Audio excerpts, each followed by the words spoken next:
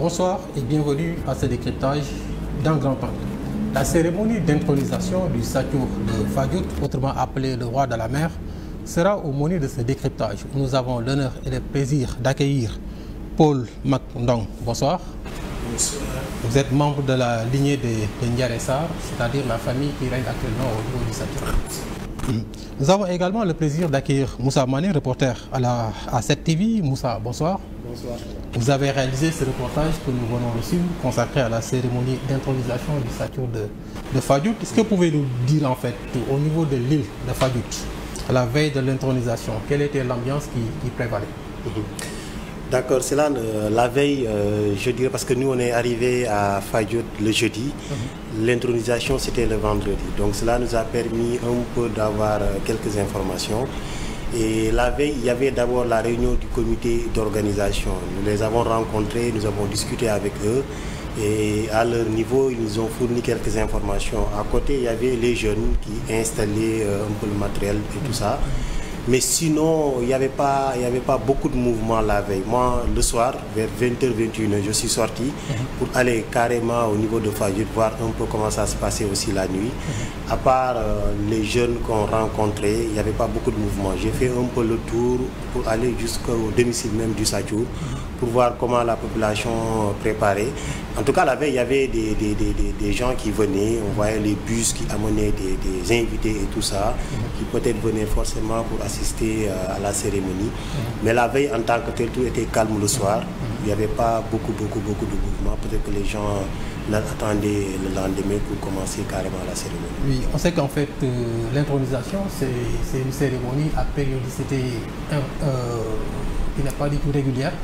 Est-ce qu'en fait, il y a un fait ou bien un spectacle qui vous a marqué sur place concernant même cette cérémonie un peu particulière? Je dirais le jour de l'intronisation, le lieu même de l'intronisation, j'ai vu des pratiques rituelles qui m'ont beaucoup marqué, c'est-à-dire la façon dont le roi est préparé, les grains de mil qui sont souvent jetés sur le Satiour, mais il y a aussi le poisson, cette marmite, tout ça, moi, à un moment donné, cela a attiré mon attention et ils ont expliqué ce que cela représentait, en tout cas pour le roi, sa signification pour le nouveau Satiour. Donc cela faisait partie en tout cas des éléments qui ont attiré mon attention, mais surtout l'habillement aussi du Satiour et ses compagnons. Ils sont tous habillés en blanc.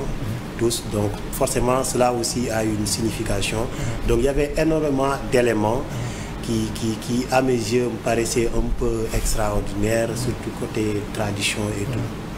Oui, en fait, Fadiout, on sait que c'est une destination touristique. Est-ce que vous avez constaté l'intérêt touristique autour de cette cérémonie? Oui, il y avait des touristes, il y avait beaucoup d'étrangers qui étaient venus assister. J'ai même vu des chercheurs venus de l'extérieur qui sont venus. J'ai discuté même avec quelqu'un. Lui, il ne filmait pas, mais il prenait note sur tout ce qu'il faisait. Et à chaque fois qu'on faisait des interviews, il venait, il se mettait à côté. C'est pour écouter et peut-être prendre note. Donc, il y avait des étrangers qui étaient là-bas, des gens qui étaient venus carrément, qui s'intéressaient à cette cérémonie-là.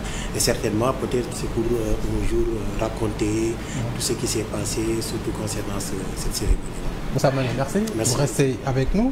Nous accueillons également Paul Mac Ndong, membre de la lignée de Ndiare Sarr, c'est-à-dire la famille qui est au trône actuellement au niveau du Satiour. En fait, vous avez assisté à combien d'intronisations ces cérémonies par exemple? À pas mal d'intronisations. Au moins depuis 60 ans, j'assiste à des intronisations, pas toujours au même titre. En tant que bado, en tant qu'adolescent, puis beaucoup plus tard en tant qu'adulte, comprenant un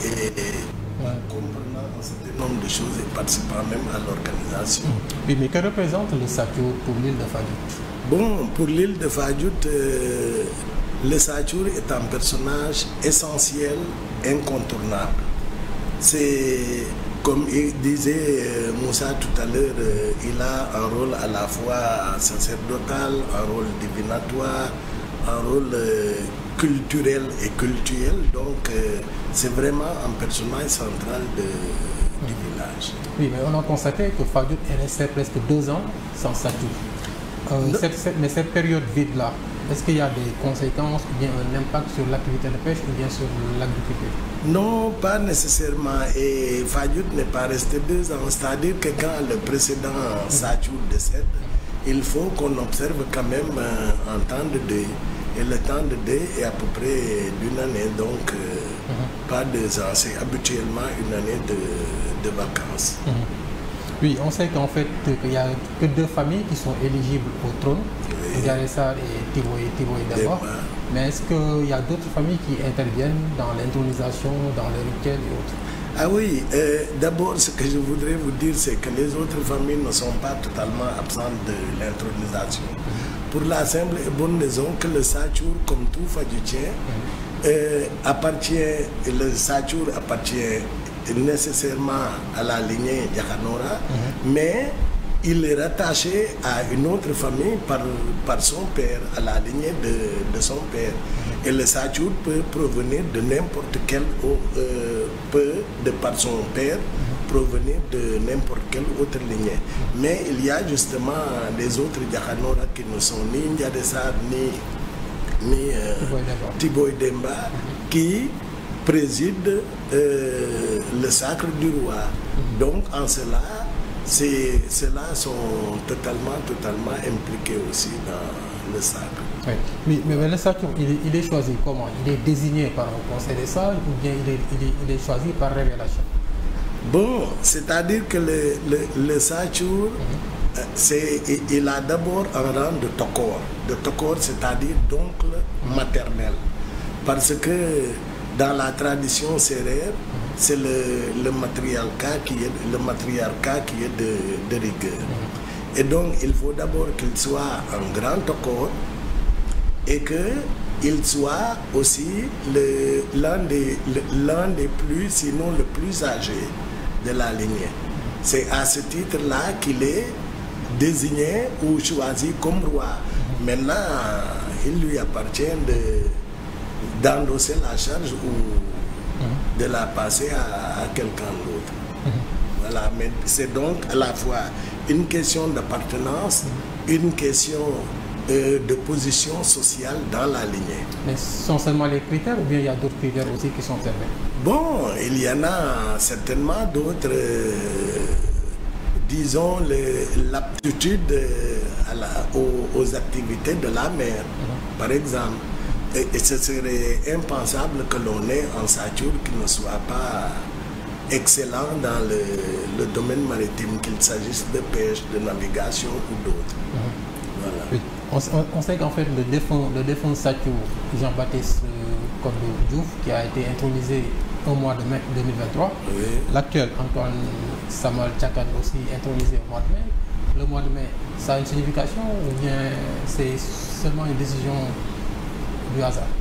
Bon, c'est pas précisément le mois de mai, hein, c'est à peu près la période qui précède l'hivernage.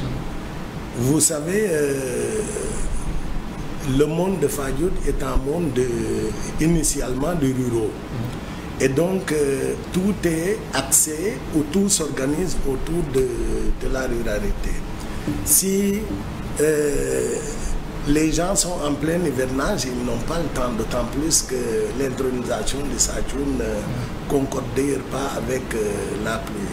Donc, il faut introniser le Satchour pendant la période que l'on appelle généralement la période morte, c'est-à-dire où il n'y a pas à proprement parler d'activité agricole.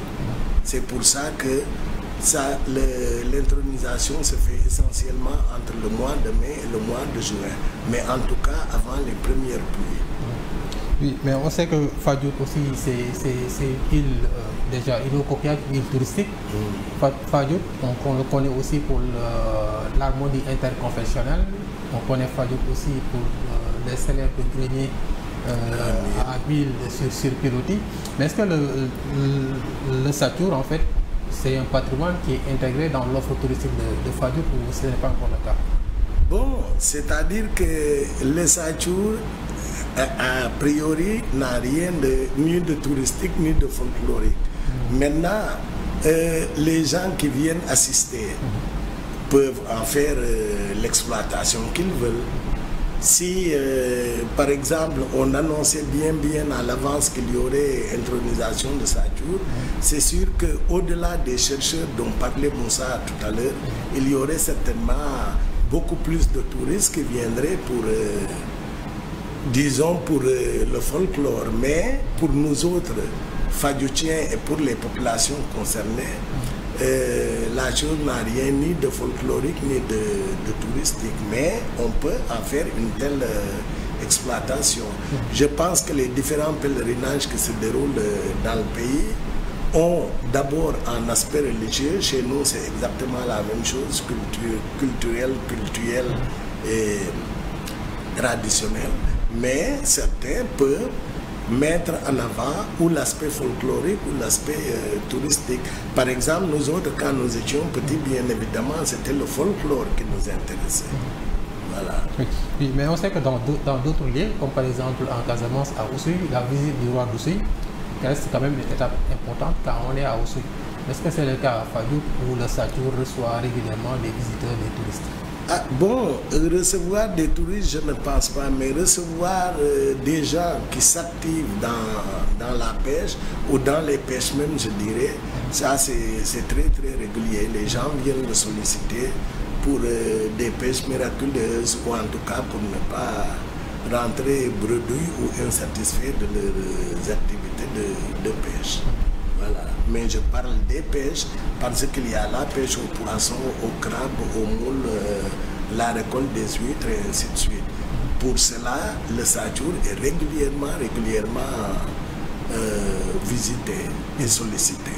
Ouais, mais quand les ressources se font rares, que fait le Satchour en fait pour que les populations puissent avoir des ressources halieutiques abondantes? Bon, je n'ai pas été Satchour, donc je ne sais pas nécessairement, mais je peux quand même avancer certaines hypothèses.